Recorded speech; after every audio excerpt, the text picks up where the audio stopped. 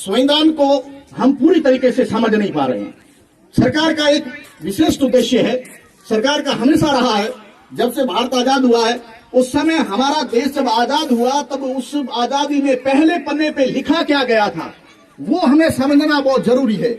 जब हम बच्चों समझिए इस बात को, जब हम पूरी तरीके से कोई चीज को नहीं समझ पाते हैं तभी भ्रांतियां पैदा होती है, तभी कहीं कहीं झगड़े और फसाद होते हैं, कहीं कहीं फिर भारत माता के लिए गलत बोला जाता है। आप नौजवानों को, क्योंकि आप इतने ज्यादा पढ़े लिखे नहीं हैं, क्योंकि अधिकतम जो 8वीं 10वीं 12वीं के अंदर पढ़ करके कहीं के अपने कार्य क्षेत्र में निकल जाते हैं, तो मैं आपसे निवेदन करूंगा संविधान कहता क्या है इसे अगले 15 मिनट आप इस बात को अवश्य पूरे गौर से सुनिए।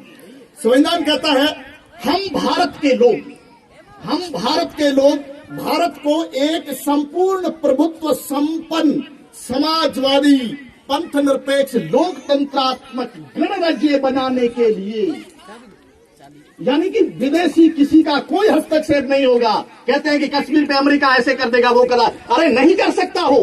भारत की जनता, भारत की संसद, चुनी हुई जनता ने चुन के उनको भेजा है, वो निर्णय करेंगे, वो सिरोधार्य होगा। संसार के सभी संविधानों में लिखा हुआ है स्व अस्तित्व की भावना, यानी कोई देश किसी की भावना, उसके अस्तित्व, उसके बनाए रखने में कोई गलत दृष्टिकोण नहीं डालेगा, कोई गिद्ध दृष्टि नहीं डालेगा। इसलिए हमारा भारत, सबसे पहले तो भारत हमारा संपूर्ण प्रभुत्व संपन्न राष्ट्र है।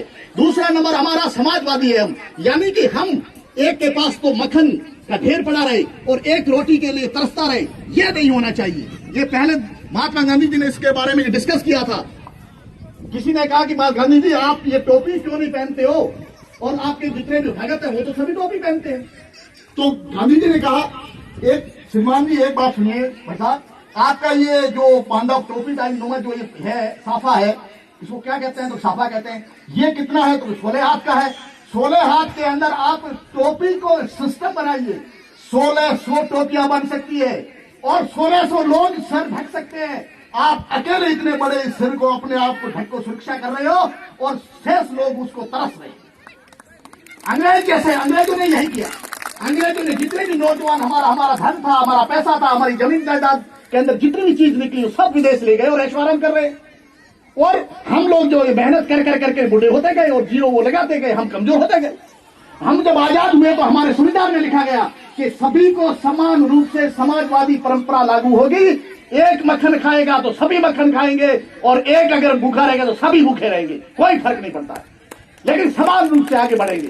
ये इस विचारधारा, इसको समाजवादी कहते हैं। दूसरा नंबर, तीसरा नंबर है पंथ निरपेक्ष, अर्थात हमारे देश के अंदर किसी भी धर्म को प्योरिटी नहीं दी जाएगी। जो धर्म है, जो जीवन शैली है, वो जो ही जितना जिए, जैसे जिए, कोई चिंता करने की आवश्यकता नहीं है। कोई मंदिर जाए, कोई मस्जिद जाए, कोई गुरुद्वारा जाए, तो कहीं जाए, चर्च जाए, यानी भारत का एक ऐसा राष्ट्र है जिसके अंदर सभी धर्मों का मिश्रण है। यानी कि एक इतना सुंदर घोल है, जब पीते जाओ तो जैसे हम शरबत पीते हैं तो मीठे से मीठा ही होता जाता है। तो ये कुछ तत्व ऐसे गलत धर्म का दृष्टिकोण अपना के, अपने धर्म को ऐसे तोड़ मरोड़ के दूसरों के सामने पेश करके एक गलत दृष्टिकोण पेश करते हैं। हमारे समाज, हमारे संविधान के खिलाफ है। इसलिए हमेशा बच्चों, हमेशा नौजवानों, हमेशा राष्ट्रभक्तों, याद रखो हमारा हिंदुस्तान सर्वधर्म समभाव वाला देश है। उसको आगे लोकतंत्रात्मक गणराज्य बनाने के लिए, लोकतंत्रात्मक गणराज्य एटले के शू गुजराती में कहते हैं, व्हाट इज अंग्रेजी में कहते हैं, हम कहते हैं क्या मतलब उसका मतलब ये हुआ कि एक, चाहे एमए पास हो, चाहे अरबपति हो, खरबपति हो, चाहे वो भेड़ा चराता हो, चाहे किसान हो, चाहे आम आदमी हो, चाहे खास आदमी हो, उसमें कोई मायने नहीं रखता है। सबका वोट एक ही होगा, एक ही वोट की ठप्पे से सरकार चुनी जाएगी, अर्थात सभी समान हैं। इसलिए अपने मत का प्रयोग हमेशा करना, कहीं भी हो, कैसे भी स्थिति में हो, अपना मत का प्रयोग करके सरकार चुनना। वो सरकार जो होगी वो सर्वश्रेष्ठ सरकार होगी, वो आपकी अपनी सरकार होगी। उसमें किसी तरीके की कोई नकारात्मक दृष्टिकोण नहीं होना चाहिए। उसमें फिर पार्टीवाद, ज्यादा फसाद, गलत दृष्टिकोण पैदा नहीं होने चाहिए, क्योंकि उन्हें जनता ने चुन के भेजा है, वो चौधराड़ के साथ वहां आगे नहीं गए। इसलिए लोकतंत्रात्मक गणराज्य बनाने के लिए गणराज्य, गण प्लस राज्य, गण यानी जनता, जनार्दन, ये सभी हम लोग जो भारतवासी है, 130 करोड़ जो लोग हैं, वो सभी गणराज्य हैं, अर्थात हम स्वयं आगे मिलकर के बढ़ने वाले हैं। ऐसा हमारा देश है। संविधान में पहली लाइन लिखी गई थी। अब आप दोस्तों मुझे बताइए, आप अब मुझे बताइए कि इसमें कहां पर नकारात्मक दृष्टिकोण होता है, कहां पर हमें देश के लिए गलत दृष्टि, कितनी सारी पुलिस मारी जाती है, फौज को कितना दुखी होना पड़ता है, कहां कहां कितना सारा पेट्रोल जलाया जाता है, कितना प्रशासन को दुख में झेलना पड़ता है, रात और दिन कितना गरीब आम आदमी की साइकिल, मोटरसाइकिल, दुकान, ढाबा जला दिया जाता है। एक इस तरीके गलत दृष्टिकोण से संविधान में कहीं लिखित नहीं है। आगे क्या कहता है संविधान, देखिए दोस्तों, आगे संविधान कहता है कि तथा समस्त नागरिकों को, सभी लोगों को, सभी इसके अंदर रहने वाले जितने भी लोग हैं उन सबको सामाजिक, आर्थिक और राजनीतिक, सामाजिक, समाज में किसी के साथ कोई भेदभाव नहीं, अपने समाज जैसा चाहे जैसा जिए, कोई फर्क नहीं, कोई सरकार को, देश को इसमें कोई नेगेटिविटी नहीं है। दूसरा नंबर आर्थिक, अर्थात जितना भी सरकार के पास टैक्सेस आएंगे, सरकार के पास जितना खजाना आएगा, जितना पैसा आएगा, वो सबको बराबर, मान ली प्रधानमंत्री आवास के लिए दिया जाता तो सबको 1.5 लाख दिए जाएंगे, न कि किसी को लाख और किसी को 50,000, ऐसा नहीं, आर्थिक रूप से। और दूसरे सबको नौकरियां, अगर वो योग्य है उस लेवल के लिए तो उसे समान रूप से नौकरियां दी जाएगी, किसी भी तरीके का उसमें भेदभाव नहीं किया जाएगा। सामाजिक, आर्थिक और राजनीतिक, अगर उसके अंदर काबिलियत है, लोगों को जोड़ने की ताकत है, लोगों के दिलों में राज करने का उसके अंदर खुशबू है, तो वो राजनीति के अंदर आगे आएगा, लीडर बनेगा, जनता उसको चुनेगी, सर माथे भी बिठाएगी और वो अपने भारत के निर्णय लेगा, उस जनता को आगे बढ़ाने का वो काम करेगा। इसलिए जिस किसी के अंदर भी राजनीतिक काबिलियत हो वो राजनीति के अंदर आए, उसका स्वागत है। और जैसे आज हमारा भारत का प्रधानमंत्री महोदय जो है वो एक चाय की कैबिन के ऊपर काम शुरू करते हैं, धीरे धीरे धीरे भारत माता के साथ, उसके सपनों के साथ आगे बढ़ते हैं और आज पूरे भारत को संभाल रहे हैं, तो इसमें किसी तरीके का कोई भेदभाव नहीं होता है। तो राजनीतिक, अब आगे क्या, राजनीतिक विचार, अभिव्यक्ति, विश्वास और धर्म।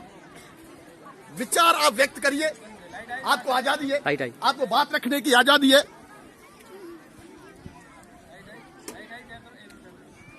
इस तरीके से आपको बोलने से कोई भी रोक नहीं सकता। अर्थात भारत माता के लिए, देश के लिए संविधान के अंदर जो लिखित दायरा है उसके अंदर आप बोलिए, आप अपनी बात बेबाक रखिए। आपको जो बात पसंद नहीं है कोई दिक्कत नहीं, क्यों पसंद नहीं उसका कारण स्पष्ट कीजिए, उसके सामने बात रखिए, सरकार भी सुनेगी, देश भी सुनेगा, हर व्यक्ति भी सुनेगा। सुनने का उसके अंदर काबिलियत होनी चाहिए, ट्रांसलेशन का सिस्टम उसके अंदर आना चाहिए।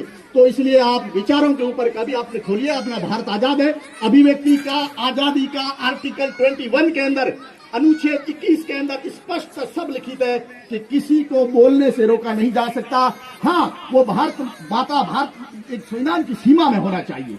दूसरा नंबर विचार, न्याय, सबको न्याय मिलेगा, समान न्याय मिलेगा, चाहे वो, अब आपने देखा होगा एक MP MLA कैसे कैसे कारनामे कर दिए, लेकिन उनको भी उसी जेल में सड़ना पड़ रहा है, और आम गलत दृष्टिकोण से कोई भी आदमी काम करता तो उसी को उस तरीके से, अर्थात कहीं पर भी भेदभाव नहीं किया जाएगा।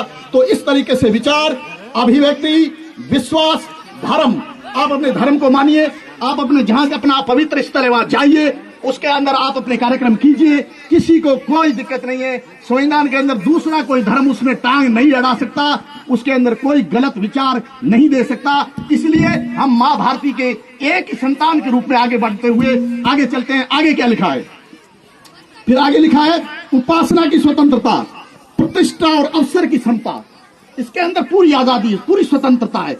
आप भारत के संविधान, भारत माता, भारत का जो सिस्टम है, जो संविधान है, उसके अंदर हम आगे बढ़ते हैं, आजादी, स्वतंत्रता है। अब तो आप जम्मू कश्मीर जाइए, कोई डल झील के अंदर आप डुबकियां लगाइए, कोई आपको रोकने वाला नहीं है। ग्लेशियर जाइए और आप वहाँ बर्फ के अंदर खेलिए, कोई चिंता करने की जरूरत नहीं है। आप कन्याकुमारी जाइए और समुद्र के अंदर वहां जाकर के शेयर कीजिए, कोई चिंता करने की जरूरत नहीं है। अब अरुणाचल जाइए, वहाँ सूर्य उदय होता है, तो पहला अरुणाचल के अंदर हमारे से लगभग आधा घंटा पहले वहाँ उदय होता है। जैसा भी टाइम मानक है।